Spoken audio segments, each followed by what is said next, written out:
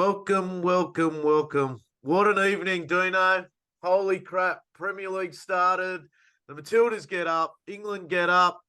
Holy shit. It's a jam-packed sport here in Australia at the moment. And, mate, how you feeling after a little bit of a rough week this week? Hey, mate. You awake there, buddy? You look a bit tired there, mate. Yeah, mate. Nah, 1:30 I got in.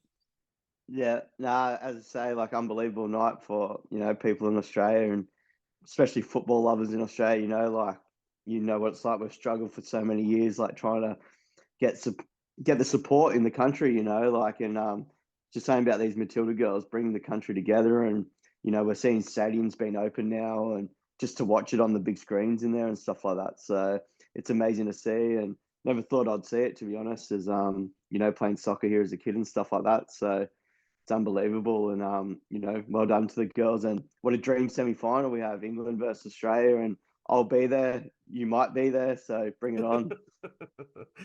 Yeah, mate. We're going to get into the Women's World Cup a bit later on because we're both pumped for it, and we do love this part of the pod. And but first of all, we're going to talk about a bit of the results overnight with in the Premier League, mate.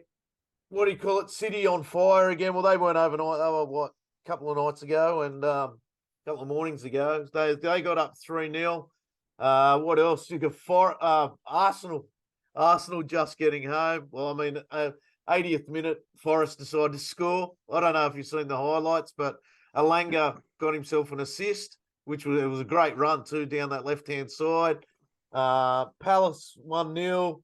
Bournemouth draw with West Ham. West Ham look like they're going to struggle a little bit this year again, I think. They need a defender, I reckon, West Ham. Yeah. Well, that could be on the verge of crumbling as well. You got Luton Town got pumped by Brighton 4-1. Fulham 1-0 over Everton. Newcastle. Wow. I was watching Newcastle's goals too. Far out, mate. They looked good, man. Far out, they look Finale's good. going to be a class signing, isn't he? Oh, mate, they look on fire. They were playing that extra pass last night, and that's pretty scary if teams start getting that into their game. What else you got? Yeah, well, that was overnight results. You still got Brentford, Tottenham to come. Big game, Chelsea, Liverpool, mate. Big match up first round. Chelsea got a lot to prove. Do you reckon they're going to walk out Caicedo and he's just going to pick a shirt? Maybe, I don't know. I try not to get into those. Might be a lucky dip. Dip. Just pulls it out. And then we've got Manchester United v Wolves. How are we going to go? What can you see in this game? Come on, United. Let's get off to a good start. Well, it's always dangerous playing a team that they've just changed their manager. So we'll have to be on our toes. And, a good mate of mine's a Wolves fan. So he's been telling me how they haven't been spending money and, getting the violin out and carrying on. So, it's going to be a dangerous game, but I think we should, cruise past them, to be fair. And we should be looking at games like this where we put a few goals on a team like Wolves. So Ten Hag will hopefully have the boys ready and, away we go. Look, it seems like that we're a little injury-free, which is good going into the start of the season. I know we've got Kobe still out. Dean Henderson's still in the club. He's got a thigh injury. Anthony Martial, he's the same with a tie. Tyro Malacia. I would say Brandon Williams might be back up there for Luke Shaw. Diallo's got the knee injury, and hopefully, we get a good start. Oh, look, I'm confident we can get a 3-0 win. And we've got Hoyland. He's injured as well. So it's not a good start with Hoyland. But, how do you see this panning out for him? It's a bit of a concern when they picked up a sort of, not a stress fracture in his back, but leading towards a stress fracture in his back in the medical. So that's not a good sign, especially in a young player like him. But, hopefully he gets a couple of weeks rest. And I've seen a few video clips of him actually training and stuff like that. So it might be not as bad as we think. But, I think obviously, I reckon he'll start Jadon Sancho as a false nine. We saw it a lot in preseason. So I reckon he'll do that. And, I just hope Sancho gets involved early and gets the ball, gets some touches, and away we go. Yeah, look, I'd like to see United come out and really put the Wolves to the sword, and like Newcastle, make a statement. City's come out, won 3-0. I'd like to see United, ramp it up and show that Wolves are a weaker side of the Premier League this season, and just come out and give us something. Look, I know last year we had a good start. We didn't have a good start to the season No, last year. It no, was a shocker after the I think we lost the first 2 or 3, wasn't it? So obviously we don't want history to repeat itself, because I think Eric Ten Hag will absolutely blow his stack if we start the same. Pre-season wasn't the best. We spoke about that. So hopefully they've had a bit of rest now after their last game, and they come out all fired up, ready to make that statement. So look, there's not really much we can talk about this game, because the Premier League's obviously a lot different to pre-season. So I think we might just leave it at that and just move straight into the World Cup, because mate, we have had a ball in this World Cup, haven't we? Like, there's been so many good games. And look, as much as I want to hype up the Premier League and everything like that, I want to hype up the women's game as well. And I wish I had an England jersey on, because I do love England, as much as that's horrified a lot of people, and I get a lot of backlash from it on the text. But you know what? I've got my reasons, and I'm going to stick to them. And you know what? England v Australia, Wednesday night. Dean's in town. England's going to do it, mate. They're going to knock off the Matildas. Well, I'm praying anyway. mate. People are going to be knocking on your door soon. Yeah, certainly Hey, are, before mate. we get into the World Cup, though, I just want to give a shout out to Fred. Fred's obviously left Oh, yeah, today, right. and obviously he came with a big price tag and that, but to me, he always tried his best and he always put in an effort. Not every player does that wearing the United jersey, and I just want to wish him all the best in his new adventure and his new club, and we'll leave it at that, I guess. Yeah, no, I totally agree. Fred was one of those players for me, and I'm always, whenever I'm watching the game, I'm always like, fucking hell, Fred. And then when he scores a Brazilian goal where he chips the keeper or something like that, you're like, where's that all the He turns time? into Rivaldo, doesn't he? Yeah, I know. And then we just say, mate, I think the biggest call over his career was, is Fred even Brazilian? So yeah. he certainly showed glimpses at time, and it's a shame it never really worked out for him. But we're talking about Hoyland. He took his number 17 by the looks of things as well. Yeah. And what do you call it? You got Harry. Harry, we don't know whether he's going or staying, being that he's now got an extra little bit of coin in his pay. So anyway, it's just United news, isn't it? That's it. They leave us stranded most of the time. So all right, let's get into it. What do you call it? Let's get into the quarterfinals. What'd you do last night, Adam?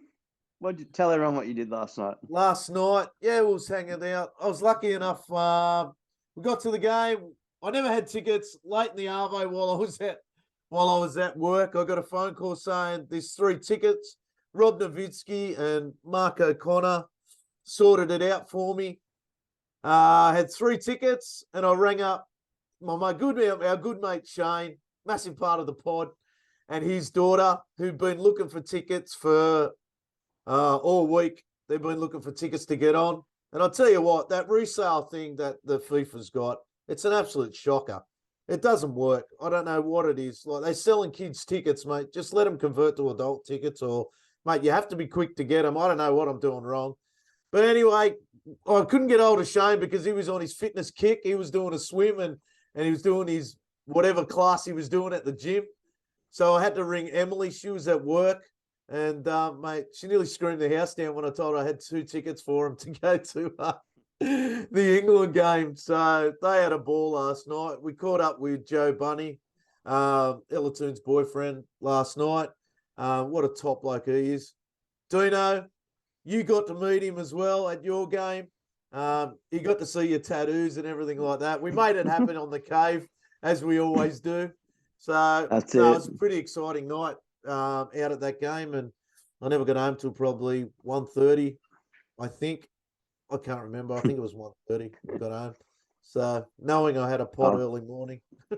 that's it, mate. Priorities. Glad you could back up from your big night out. And, I had a ticket to the Matildas match, but I decided to give it to one of my good mates' daughter because, I thought it would mean more to her than it did to me. So I had a few mates over at home and we watched it here. And, my mates aren't even into football and you should have seen them screaming their heads off. So, it's good to see that, the whole country's getting involved, and it shouldn't take a World Cup for it to happen, but it does. And, I've seen on social media this morning, like AFL teams pausing their press conference to watch the penalty shootout, and other sports pausing to watch bits and pieces. And for people that aren't from Australia, like the AFL and the rugby league obviously dominate the sport here in Australia, but all those codes were showing the matches on the big screens and stuff like that in the stadiums, so people didn't miss out. So, Australia's really got behind this World Cup, and FIFA will be stupid not to give Australia a men's World Cup. So, hopefully that happens. Why, I mean, you can still walk. Look, I've got to say, mate, the Matildas again, and I'll say it again, have captured a nation. They have. They do it. They do it regularly, and it's not a fluke that people are going to watch the Matildas. It's not. People always go out and watch the Matildas. I've been out at Matildas, like out at Penrith and stuff like that, when they've played out there, and they've always got massive crowds, and it's not a fluke. They have captured a nation. This group of girls.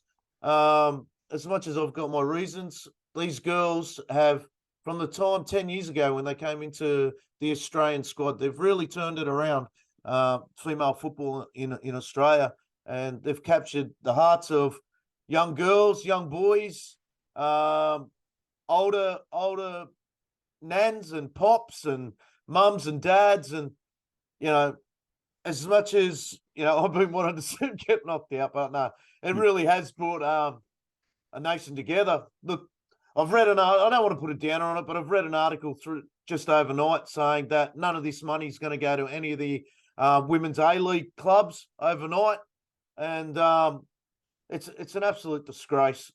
And look, I've come to the conclusion really that the only thing that keeps rugby league afloat is the media, and AFL I think can keep themselves afloat, but I think really they're afraid of football in this country coming alive, because if it does come alive, it'll be the end of rugby league. It really would be. You could get your crowds. Well, I can't see a reason why we couldn't pump money into the A League and start bringing it out like the Americans. How they get a lot of you know big players out into the country and stuff like that. And we've had big players out here, but that seemed to have gone to the side now. We've had Del Piero out here, we've had Dwight York out here, and that's just a couple big names. Look, something needs to be invested into the women's game to hype it up. Look, I know a lot of it, and I've been around it a long time. The A League is really young with players.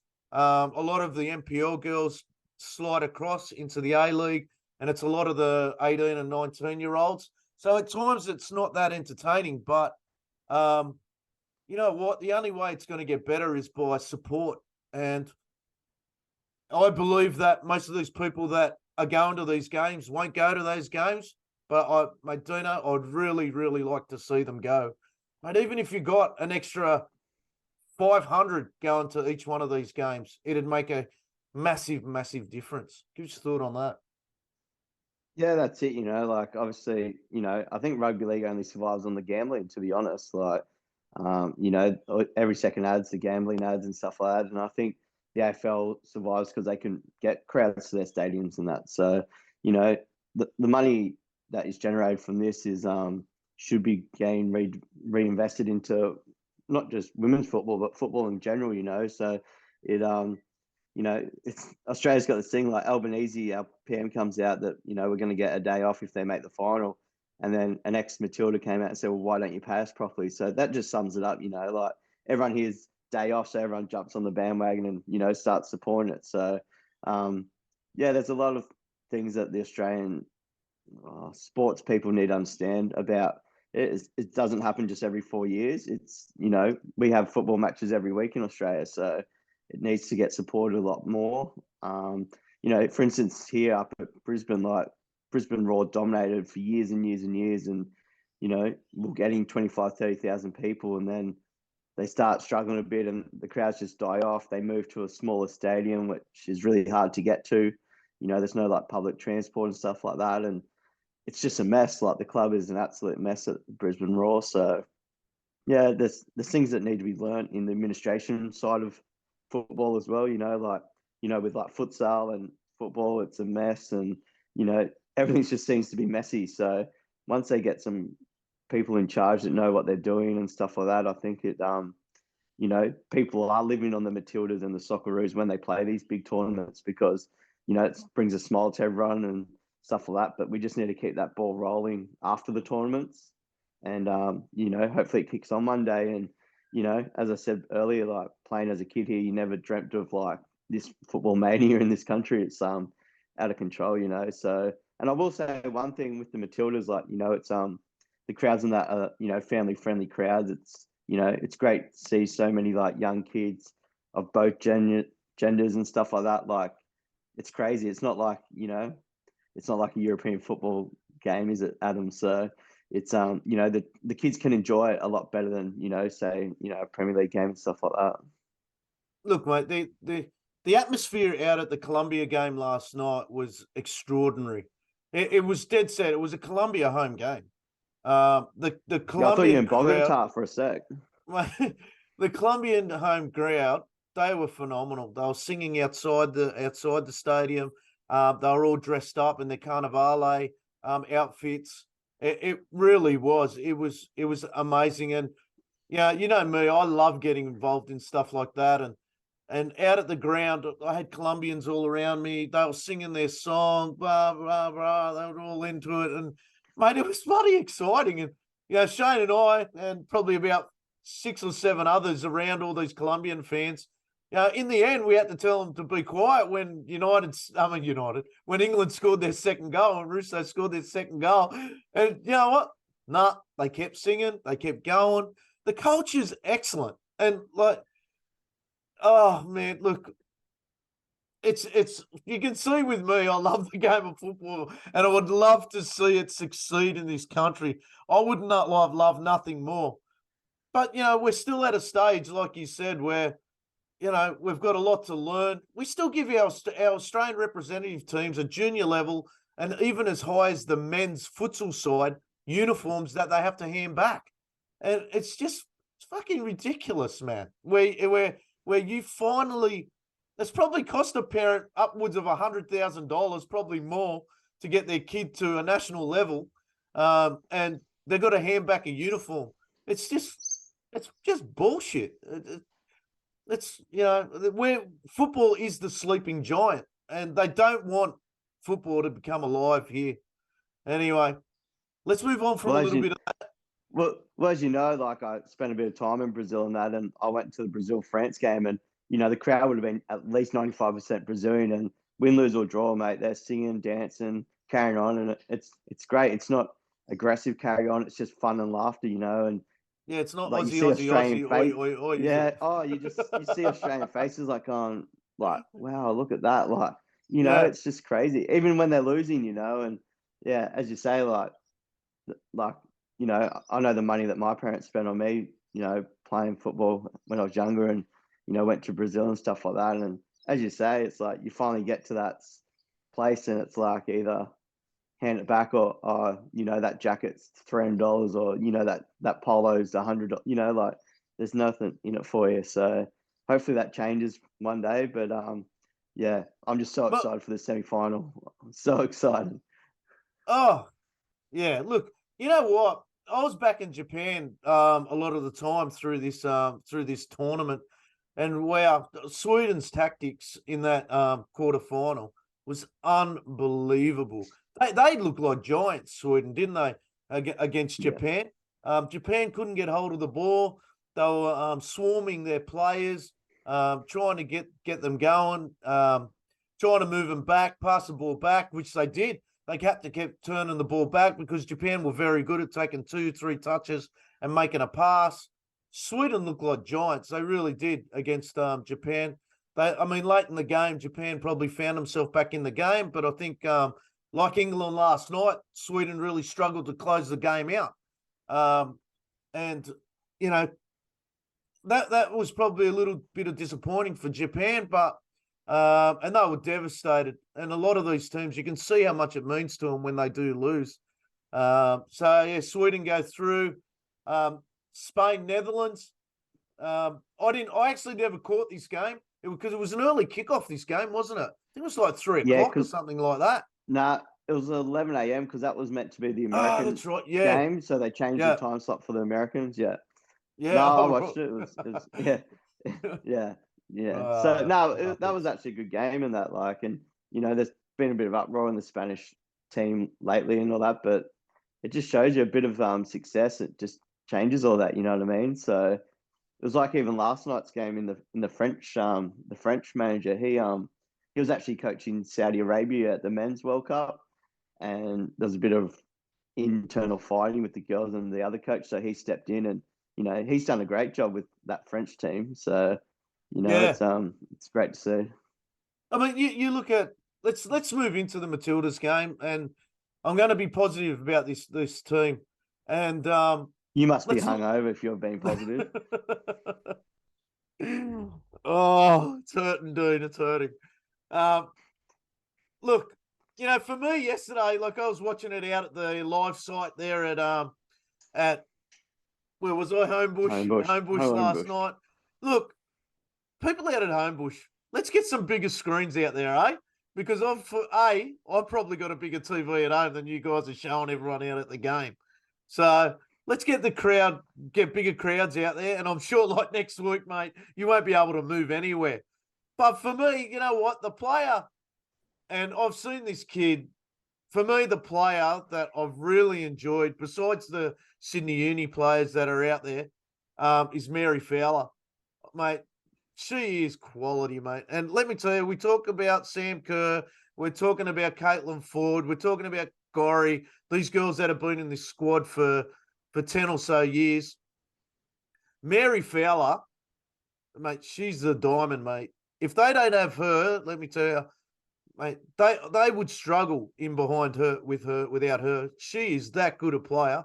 And credit to her. Her father ran her own race. She didn't go through all the systems that all of us parents did with our kids. He ran his own race, got her to the Matildas, and she hasn't looked back since. Her penalty was quality last night. Massive pressure on her. She had one cleared off the line, but she just reads the game so well. For that, she's my player for the Matilda over this tournament. Even when she was out, the Matildas really struggled. Who's the player for you with this Matildas team? The only negative I can say about Fowler is that she plays for Manchester City, to be honest, but we'll skip that part. As you say, like she, she's technically probably the best player out there. Like the way she moves with the ball in a passing and stuff like that.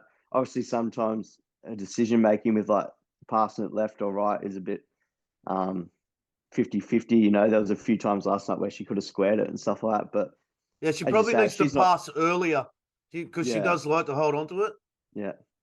But one that I don't know much about, but obviously she's been in the system for a little bit now, is Cooney Cross. Like she's only very young and she's not the quickest player out there, but her passing range is unbelievable. Like, she switches it left, switches it right and stuff like that. And it's great to see a young player like that just have the confidence, just ping balls left and right, in the big games like that. And another one that you got to mention is Claire Hunt, who's I think it's only about her seventh game for the Matildas. Like she's a rocket in that back line, mate. Like so Claire Hunt, mate. I don't know if people know her history. So I knew Claire at when I was at Sydney Uni, and I had a bit to do with her out there. We more drinking games than anything sometimes when we had functions on. Absolute quality person, man. Absolutely. Mate, she's been through hell. She's had few knee injuries. 1 minute she's back, next minute she's injured again, and stuff like that. Mate, she has had so many injuries. She was at Canberra playing.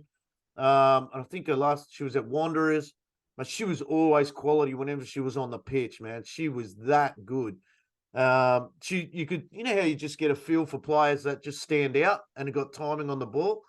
Mate, she's solid all the way, man. Same with Courtney Vine. They Well, they said two in the players. commentary last night, I think she's had 7 major surgeries in 4 years or Yeah, something like that. And she's sort of one of those, bush sort of girls, like your mate Carpenter and stuff like that, and who, yeah, have she is. come Yeah, from the bush into the city. So, you could talk great about all the girls, like Mackenzie Arnold. She's from my old club, Burley Soccer Club. So, she was amazing as well. And, you got Steph Catley, who's been, probably the longest member in that team. And, she's been captain lately with Sam Kerr out. And even her Arsenal connection with forward down that side has been excellent. So, we could probably go on forever talking about this team. And the only one thing that does worry me is a little bit is that, like, Australia has made the least substitutes this World Cup out of any team. And, another 120 minutes last night plus the shootout. Then they got a pretty quick turnaround. I hope that doesn't affect them. So, apart from that, like, how good is it? Can't believe it. that is one thing I will question.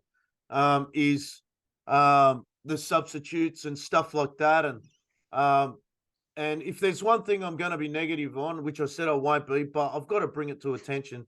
I'm wondering who's running the team, because he just seems to get into the media and just do his little bit of laughing and stuff like that. And whether, Kerr's got a major influence on this side, which she does.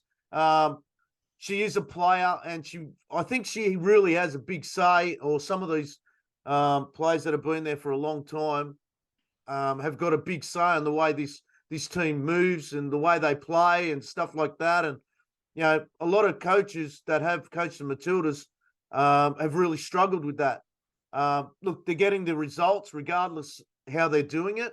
But I totally agree. The substitutions have been horrific. You got a player like Claire Wheeler on the sideline that can easily jump into that midfield and calm things down and move the ball quick and stuff like that. But she hasn't had a look in any game. And if there's somewhere that England can probably dominate the Matildas on, and is that midfield area. Gorry's running box to box all the time, trying to switch out players and stuff like that, but that's not as consistent as people would like to see. Would like to see, and I think England can really exploit that. So, for me, my sake, I hope England do come through next week. For the Matildas' sake, I think they really need to shapen up that midfield to get past England, to be honest with you.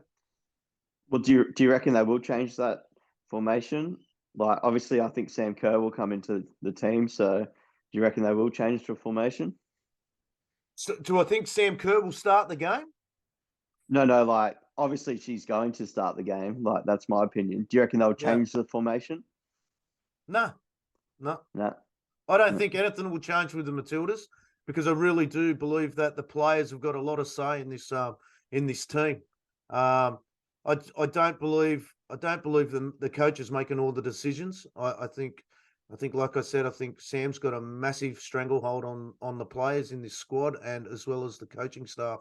So whether that's true or not, I don't know, but it's been proven over the years. But I don't think they'll change much. The Matildas, I think they all came through injury free, whereas I think England had a lot of players in a very physical game last night. That was big time physical. I actually thought the refereeing in the England game was horrific. I thought it was that bad.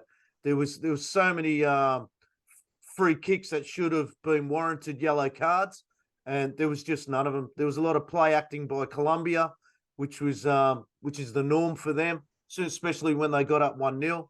I thought the goalkeeper subbed herself because there was dead set. I haven't heard anything what happened with her, but she did it the last game, the Colombian keeper, where she copped a goal, or she would lay on the ground, try and waste heaps of time, and then England scored through a poor goalkeeping, the first goal just before half time. And then the second goal, Russo scored from a tight angle, which I thought, the goalkeeper should have done a lot better with. She's tried a very amateurish foot save, and where she should have been going down to a right-hand side. So, yeah, I thought the keeper let Colombia down last night. But, yeah, they were dirty. They were a dirty team last night, and I think England justice won the game. Yeah, well, that Colombian side, they got, two 18-year-olds in that team that, unbelievable players. And, last night I was saying how Colombia has really succeeded in the younger levels of the women's game, like the under 17s and under 20s. So, they obviously got their, South American tactics are, a lot different to the rest of the world and stuff like that. And people don't quite understand it. But, if you've grown up with that sort of stuff, you're not going to change when you get to the top level, So I think it's just what football fans expect these days. And, it's not just the South Americans. Australia plays in the Asian Cup, and we see it with, the Asian teams as well. So it's not just South America. But, yeah, I can't wait for this Wednesday, mate. It's going to be unbelievable. Oh, yeah, it's going to be huge. Like, I'm going to be doing my best to get out to that game, even though Kira's got training. But mate, it's going to just be give her an Uber ticket or something. Just put her in a taxi and away she goes, mate. Look, you know what? The hype around this game. I actually saw a little bit of an interview with the England coach this morning, or manager, and I don't think she really understands the hype that's going to come from this game over the next couple of days. It's a quick turnaround, isn't it? Like, you're playing Saturday night. Both teams are playing Saturday night, and then they've got 2 days to recover, basically. I don't think England. Yeah, will well, have it's a run Wednesday tomorrow. night, the match. They'll be right. They're all professionals now, so it's Yeah, it's good for me because I get to have a little holiday and come visit you down there. Is it warm down yeah. there, mate? No, I'm actually a bit fresh, and I'm wearing the short sleeve in the cave. But no, it's not too bad. Look, it's not too bad. Yeah, it's not the So Gold what you're Coast, saying but is it's bring not too lots of bad. cold stuff. All right, No, I no, get you. just bring a jacket, mate. Bring a jacket, and you'll be fine. Mate, I'm there for 5 days. I've had to actually pay for extra luggage. It's crazy. Mate, let's compare this England Australia game. I'm trying to think of another England Australia game that you could compare it to, where banter's going to be, where the crowds are going to be enthralled in it. Yeah, you have to go back to probably the 90s or something like that. Also, look, the Matildas beat England recently as well. And they actually beat them quite convincingly, to be honest with you.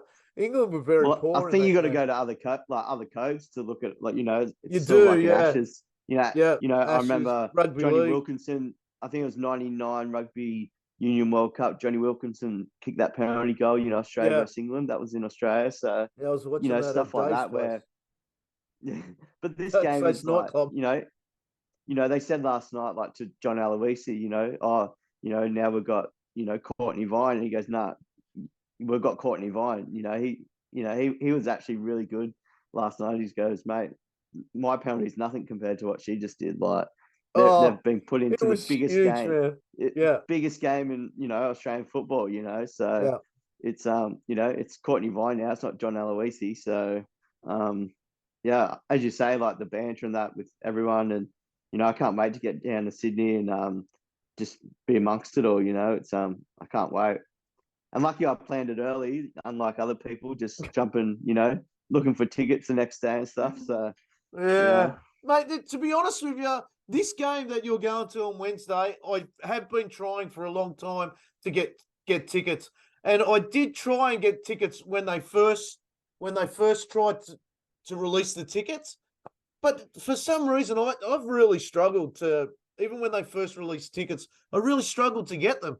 Maybe because I felt they never advertised it quick enough or something like that, or I just missed out on just doing other stuff other than focusing on on this World Cup. But look, I've been fortunate enough to get to 2 games now, 2 England games, and Another I, thing, like with the I am that ticketing and that, pumped. like, mate, $15, $20, $30 for a ticket. Like, Tickets I been paid ridiculous $30 price. for my Yeah, semi-final ticket. Like, you go to a rugby league game and it's like more than that. State of Origin's like $180 and stuff. Like, yeah. it's been really well done by the organisers. And I don't know if that's a FIFA ticketing pricing thing or Australia's got a bit to say, but whatever it is, they've done excellent. And it's proven because the stadiums have been sold out. We broke the attendance records like at the end of the pool matches.